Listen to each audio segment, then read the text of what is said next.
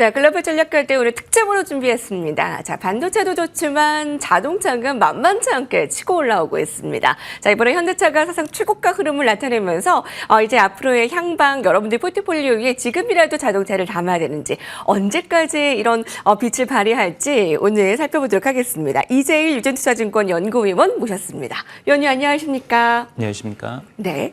자, 먼저 한때 한국 투자자들이 가장 좋아했던 주식 좀 테슬라에 대한 향방을 들어볼까 하는데요. 역사상 최악의 거품이라는 비난을 받으면서 90% 폭락할 것이라는 얘기도 있고, 미국의 피스코 파산 소식에 테슬라가 하락하는 모습도 보이고, 자, 글로벌 전기차 시장에서의 앞으로의 테슬라의 좀 현 상황을 짚어주신다면요. 테슬라의 상황도 상황이지만 사실 지금 전기차 시장이 좋지는 않습니다. 작년까지 고속 성장을 이어가다가 지난해 연말부터 올해 중순까지도 지금 수요가 좀 회복이 안 되는 모습이 나타나고 있고요.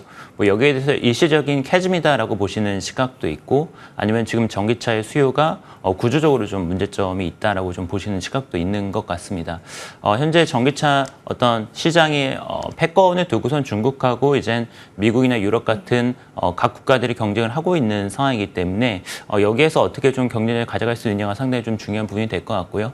올해까지는 테슬라가 성장이 아무래도 좀 꺾일 수밖에 없는 상황이고, 실적도 지난해에 비해서는 상당히 좀 안 좋은 이런 그림이 나올 것으로 보고 있습니다. 다만 이제 테슬라가 가지고 있는 어떤 장점이라고 본다면은 단순히 이제 전기차 업체뿐만이 아니라 FSD라고 하는 강력한 소프트웨어 기술들 그리고 AI 기술들을 가지고 있기 때문에 피스카와 같은 일반적인 전기차 회사는 좀 비교할 수 없는 그런 회사다라고 좀 봐야 될 것 같고요. 따라서 이제 8월 달이 되면은 이제 로보택시 서비스 관련해서 이제 또 추가적인 정보 공개가 있을 텐데, 거기에서 얼마나 또 차별화된 모습을 보일 수 있느냐가 결국엔 가장 중요한 포인트가 되지 않을까 이렇게 생각을 합니다. 테슬라도 테슬라지만 전기차 시장이 전반적으로 좀 흔들리는 모습을 언급해 주셨고요. 전기차의 전 세계 패권을 가지고 어떻게 누가 우위를 점하느냐가 아주 중요할 것 같네요. 자, 그럼 테슬라는 8월에 이제 로보택시에 이제 무언가가 획기적인 게 나올 것인가, 그게 중요하다라고 말씀을 주셨고요. 미국 안에서 현대차와 기아가 전기차 판매 과연 이제 최고를 나타내면서 테슬라를 더 뛰어넘을 수 있을 거라고 좀 보십니까? 미국 시장에서 테슬라를 넘기는 쉽지는 않을 것 같습니다. 왜냐하면은 전반적으로 시장 구도를 봤었을 때 중국이나 유럽뿐만 아니라 거의 대부분의 시장이 그 현지 로컬 기업이 시장의 40에서 50% 정도를 점유를 하는 것이 일반적이고요. 많게는 70% 이상도 가기 때문에 사실 현대기아차가 미국 시장에서 그렇게 높은 점유율을 가져가기는 사실 쉽지는 않을 것 같습니다. 현재 미국 시장 EV 구조를 봤을 때 테슬라가 45% 정도를 점유를 하고 있고, 현대기아차가 합산으로 10% 정도를 점유를 하고 있는데, 앞으로의 이제 경쟁 구도를 생각을 한다면은 미국 시장에서 2위에서 3위 정도, 이 정도 시장 점유율을 가져가지 않을까 이렇게 생각이 듭니다. 네. 사실 테슬라뿐만 아니라 지금 전 세계 자동차 업체들, 현대기아차만 빼고 좀 좋지 않은 업체들도 참 많지 않습니까? 토요타를 빼놓을 수가 없습니다. 품질 인증 관련 부정행위에 대해 이달에만 2번이나 사과했고요. 전 세계에 질타를 받고 있습니다. 1,000만 대 규모 리콜 사태 이후 14년 만에 신뢰 문제가 또다시 불거지고 있기 때문에 주가 하락도 불가피하고, 자, 이런 인증 부정 사태로 전 세계 질타를 받는 토요타가 사실 현대차, 기아차, 로에 반사 이익 좀 넘어올 수 있을까? 그 부분은 어떻게 보세요? 반사이익이 있을 거로 예상을 하긴 하는데, 네. 그 규모가 아주 크지는 않을 것 같습니다. 왜냐하면 아직까지는 이 인증 부정으로 인해서 어떤 토요타의 판매 타격이 아직까지는 좀 미미하다라고 좀 봐야 될 것 같고요. 이게 조금씩 근데 연초에 발견됐던 것보다는 점점 더 모델이나 규모가 확대가 되고 있기 때문에 그 타격이 더 커질 수 있긴 하지만, 현재 시점에서는 아주 큰 타격까지는 아닐 거다 좀 이렇게 예상을 하고 있습니다. 결국에는 영향을 받는 모델들이 많지 않기 때문에 그런데요. 그러니까 초기에는 이제 동남아 지역 쪽으로 들어가는 모델들을 중심으로 해서 이제 좀 타격을 입었었고, 이제는 선진국으로 가는 모델도 일부 타격을 입고 있기는 하지만 토요타의 주력이라고 말할 수 있는 모델들이 해당이 되고 있지는 않습니다. 그래서 아직까지는 그 영향은 크지는 않은 것으로 보고 있고, 이 사태가 어떻게 좀 확대가 되는지 이 부분을 조금 더 지켜볼 필요가 있을 것 같습니다. 네. 반사이익이 있을 수 있지만 좀 제한적일 것이다라는 부분입니다. 자, 그럼 저희 현대차, 기아차 어디까지 갈 것인가 그 부분 저희 본격적으로 넘어가 보도록 하죠. 사실 오늘 뉴욕 증시가 휴장인 가운데 인도 증시가 굉장히 각광을 받고 있습니다. 시총 5조 달러를 넘어선 인도 증시, 연말 4조 달러를 넘어선 이후에 반년 만에 인도 증시가 아주 승승장구하고 있는데 그 인도 증시에 현대차가 들어갑니다. 자, 인도 IPO를 통해 40조 원이 넘는 자금을 조달하고 보고서에 따르면요. 지금 이재일 연구위원께서 쓰신 보고서를 보니까 인도 증시 IPO에 성공을 하면 시총 10조 넘게 상승할 것이다. 자, 그러면 이거 어디까지 더 영향력을 발휘할 수 있을 거라고 보시는 건가요? 지금 인도에 상장이 돼 있는 기업을 보면은 마루티 스즈키가 있습니다. 마루티 스즈키가 지금 인도 시장에서 시장 점유율 1위를 차지를 하고 있고요. 그리고 마루티 스즈키의 모회사로 이제 일본의 스즈키가 있기 때문에 두 회사가 지금 각각 인도 시장 그리고 일본 시장에 상장이 돼 있습니다. 그래서 과연 인도 시장에서의 주가 상승이 마루티 주가에 좀 얼마나 반영이 돼 있나 이 부분을 가지고는 좀 역산을 해봤고요.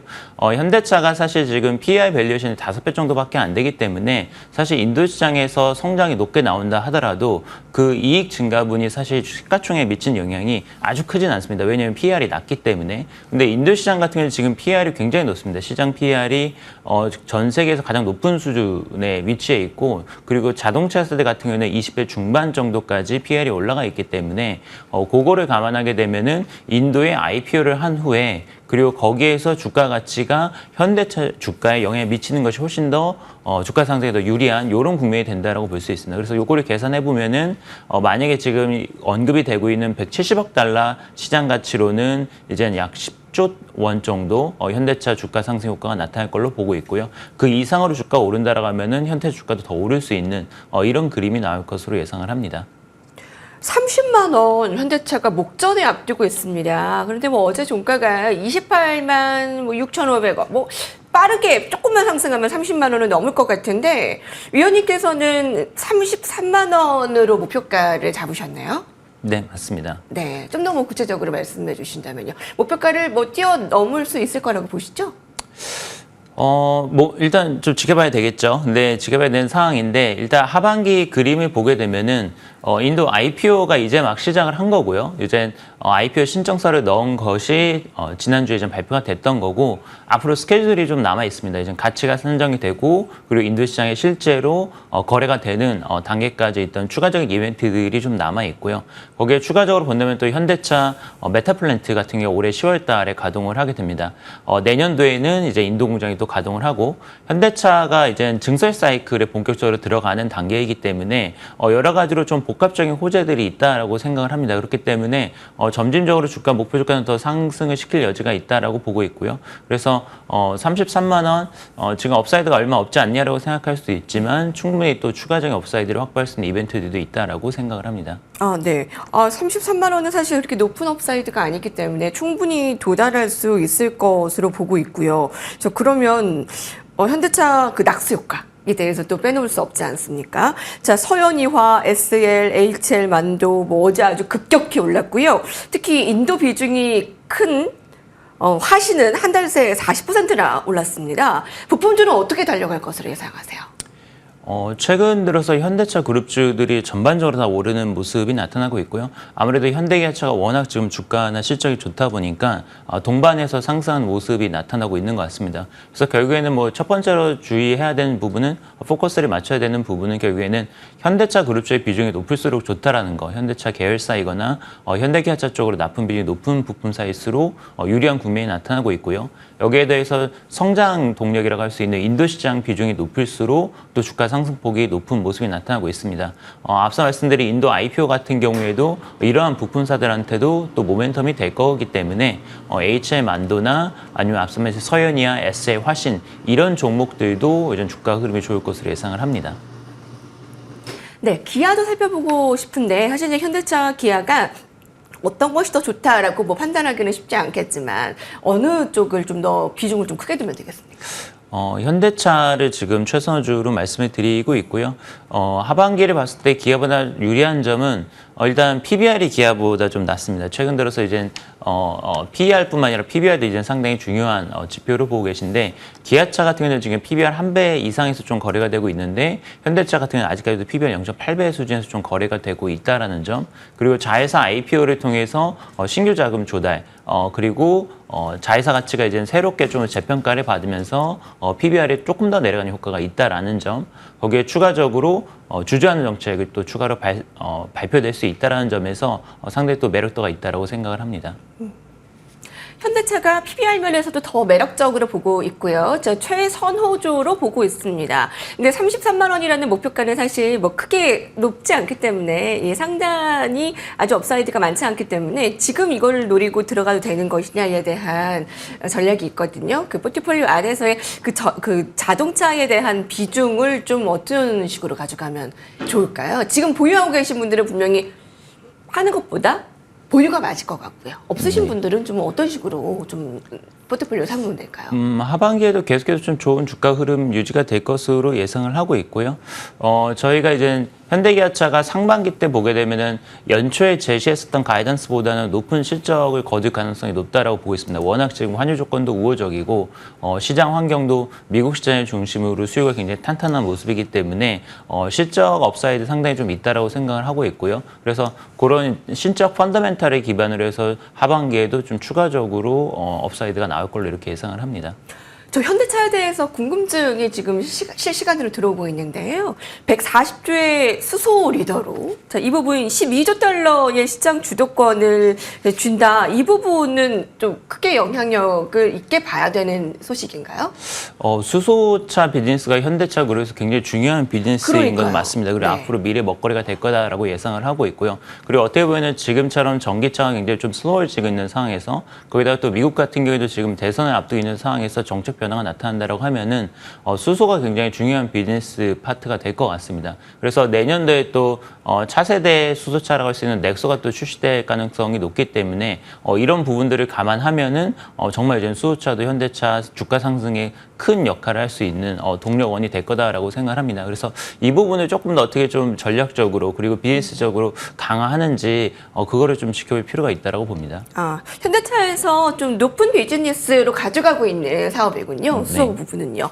자, 지금 자동차주는 실적, 밸류업, 수출, 인도 여러 모멘텀을 받고 있습니다. 그 안에서 저밸류, 그러니까 밸류업 수혜도 받는 상황인데 새 주주환원 정책 어떻게 예상을 하고 있고 저 완성차 업계 전략 마지막으로 세워주시죠. 네. 주주환 정책 추가적으로 발표가 될 건데 아무래도 현대차가 지금 CEO 인베스터 데이를 좀 앞두고 있기 때문에 거기에서 좀 추가적인 내용이 나올 것으로 좀 기대가 되고 있고요. 배당뿐만 아니라 자사주 매입 관련한 내용도 나올 가능성이 있지 않을까 이렇게 좀 예상을 하고 있습니다. 하반기도 말씀드린 것처럼 좀 긍정적인 주가 흐름 예상을 하고 있고요. 뭐 탑픽은 현대차 그리고 현대차 그룹과 관련된 이제는 전반적인 밸류체인이 좋을 걸로 예상을 하고 부품사 중에서도 이제는 인도 관련된 HM안도 서현이와 SA 화신 이런 종목들을 탑픽으로 추천을 드립니다. 네. 새 주주환원 정책 좀 기대해 볼 만할까요? 현대차에 대한 정책이요? 네. 예. 나 지금까지 현대차, 기아, 그리고 완성차, 부품주까지 집중적으로 살펴봤습니다. 이재일 유진투자증권 연구위원과 함께했습니다. 감사합니다. 네, 반도체와 더불어 자동차도 좀 모멘텀 살펴보시면 좋을 것 같고요. 자, 오늘 국내 증시 안에서 성공 투자 끝까지 수익 창출하시기 바랍니다. 글로벌 식스 여기까지입니다. 고맙습니다.